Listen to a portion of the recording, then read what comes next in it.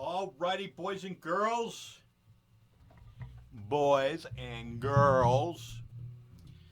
Today we're going to be looking at this. The Hartke TX300. 300 watt bass amplifier.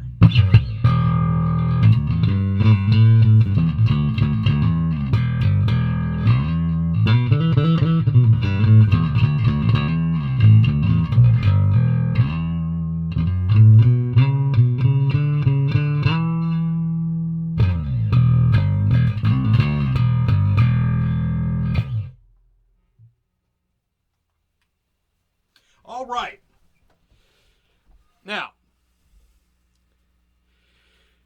this is an interesting little amp. It only weighs 5 pounds. It's Class D. It puts out 300 watts into 4 ohms and 200 watts into 8 ohms. Now, one thing I found is that into 8 ohms, this amp is weak. If you're putting it on top of an 8 ohm cabinet and going to try and do a gig with a drummer, you're going to get buried. It just doesn't have the volume. But, that being said, on top of a 4 ohm cabinet, this thing will hold its own. Now, what I did was with this Hartke HL115, I pulled the factory speaker out of it, which is a Celestion hybrid made for Hartke, and I installed another Celestion speaker in it because the factory speaker is an 8 ohm. So I pulled that out and I put a 4 ohm 15-inch speaker that was made for Trace Elliott for one of their 2x15 cabinets. At 4 ohms, this thing sounds pretty good, and it's got some oomph. At 8 ohms, this amp is not going to cut it. It'll be fine for bedroom practice or, really low volume rehearsals and stuff, but if you're going to play with a full band, this amplifier on top of an 8 ohm cabinet is just not going to cut it. That being said, now I think I'm going to let you, I played a little bit, you could hear what the amp sounded like coming out of this cabinet. I think now I'm going to let you hear what the amp sounds like itself, not through the cabinet, but it's got a direct out in the back. I'm going to run it into the board, and we'll give it a listen in the headphones and see what it sounds like. All right.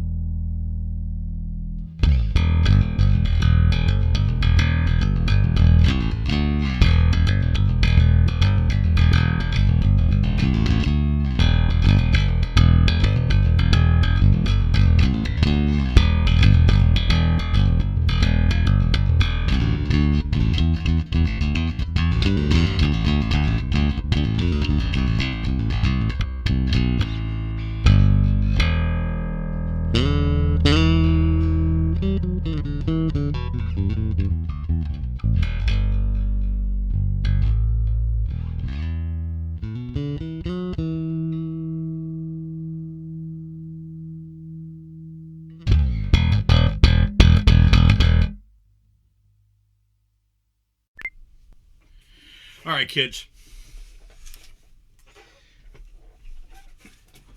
This is the Hartke TX300.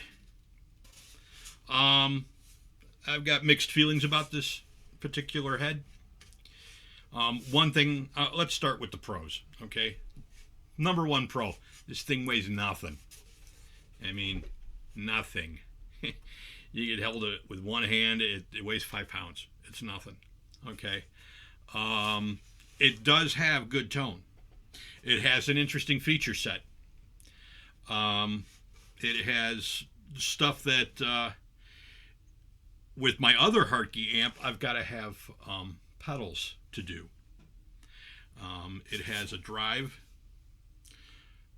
It has a drive circuit, and I run it right there. This is everything that you see here is the way I'm running the amp. It has built-in compression that's dialable. It has gain, which I don't know why it bothers with gain. I run the gain at 100% with both active and non-active basses. Okay. It's got your basic 3-band EQ there. You can see it, bass, mid, and treble. And then it's got this shape thing here, which when it's engaged, you can notch the frequencies from low to high. And I keep the mids notched a little bit.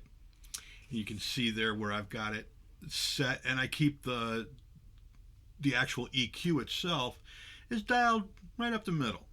And master, I run at about 80%, right there at 3 o'clock is where I have the master knob set.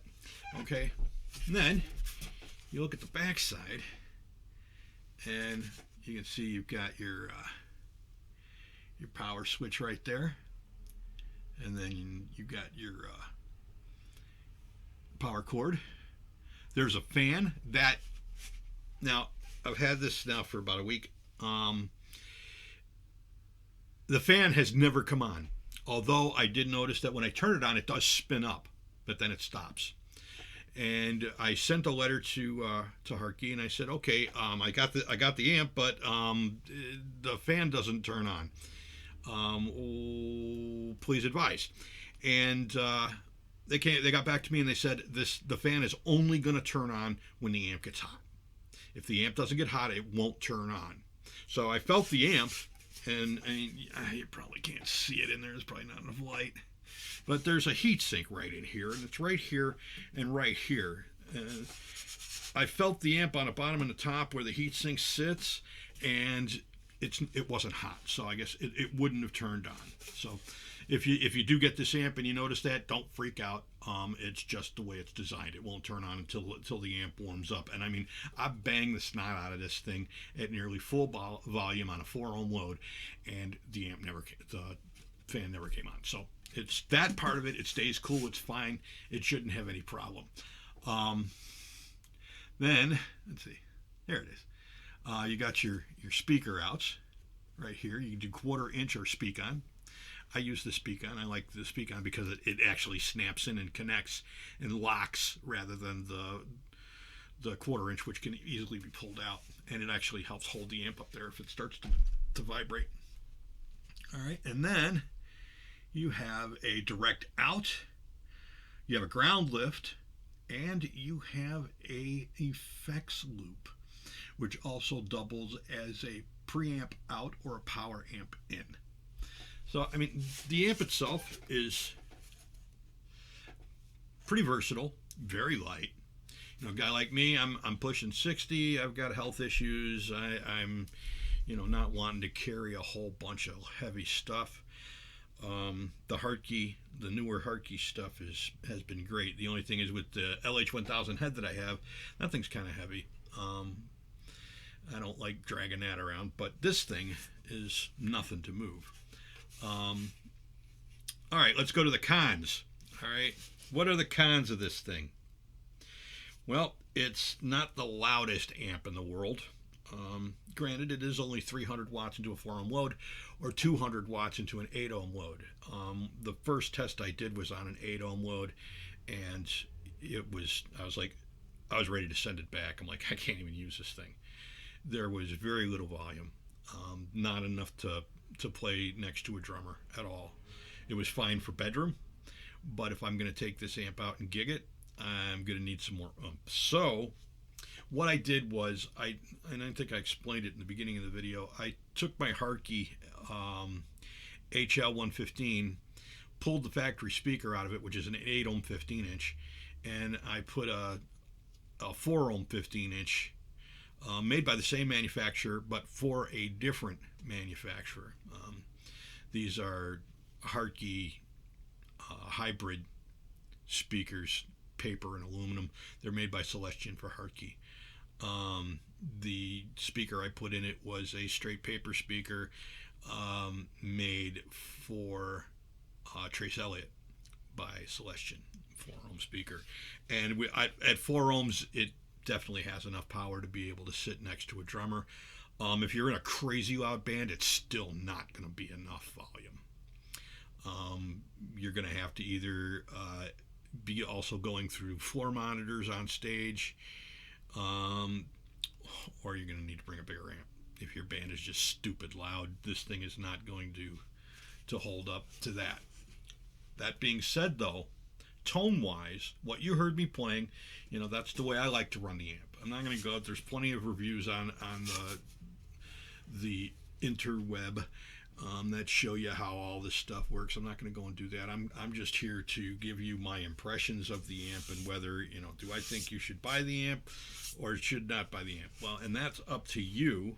I'm going to keep the amp because at a 4 ohm load, it's loud enough. I can use it for smaller gigs. Might have to tone down my drummer a little bit because he's a banger, man. He hits the skins hard.